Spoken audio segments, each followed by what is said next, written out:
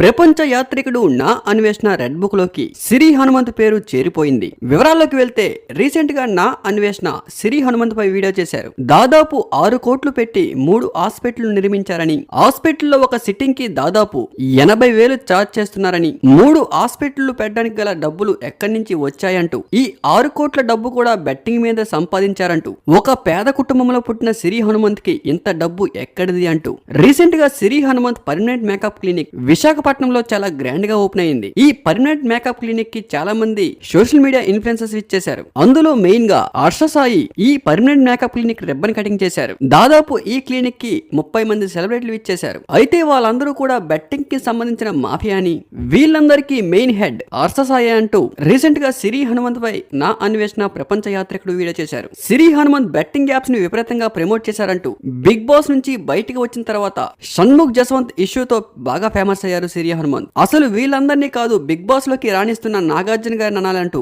ఎందుకు పనికిరాని వాళ్ళందరినీ బిగ్ బాస్ లోకి తీసుకొని వాళ్ళని ఫేమస్ చేస్తే వాళ్ళు బయటికి వచ్చి ఇలాంటి పనికిమాలిన యాప్స్ ని ప్రమోట్ చేస్తున్నారంటూ రీసెంట్ గా సిరి హనుమంత్ పై నా అన్వేషణ ప్రపంచ యాత్రికుడు ఘాటుగా ఫైర్ అయ్యారు. అయితే సిరి హనుమంత్ వెర్షన్ చూసుకుంటే, సిరి హనుమంత్ వైజాగ్ లో ఓపెన్ చేసిన పర్మనెంట్ మేకప్ క్లినిక్ అనేది వేరే వాళ్ళతో పార్ట్నర్షిప్ గా కొనసాగిస్తున్నామంటూ అప్పట్లో చెప్పుకుంటూ వచ్చారు. ఈ మేకప్ క్లినిక్ ఓపెనింగ్ టైమ్ లో కూడా ఇది నేను ఒక్కదాన్నే కాదు, నాతో పాటు వేరే వాళ్ళు పార్ట్నర్ ఉన్నారంటూ ఆ మేకప్ క్లినిక్ కి ఉన్న పార్ట్నర్స్ కూడా చూపించారు. మరి సిరి హనుమంత్ చెప్తున్న వెర్షన్ ఏంటంటే, మాకు ఉన్నది వైజాగ్ లో ఒకే ఒక మేకప్ క్లినిక్, అది కూడా పార్ట్నర్షిప్. మరి ప్రపంచ యాత్రికుడు నా అన్వేషణ చెప్తున్న ఆ 2 మేకప్ క్లినిక్స్ ఎక్కడున్నాయో ఇంతవరకు ఎవరికి తెలియదు. మరి ప్రపంచ యాత్రికుడు నా అన్వేషణ పై సిరి హనుమంత్ ఇష్యూ పై మీ అభిప్రాయాన్ని కామెంట్ రూపంలో తెలపండి. Thank you for watching.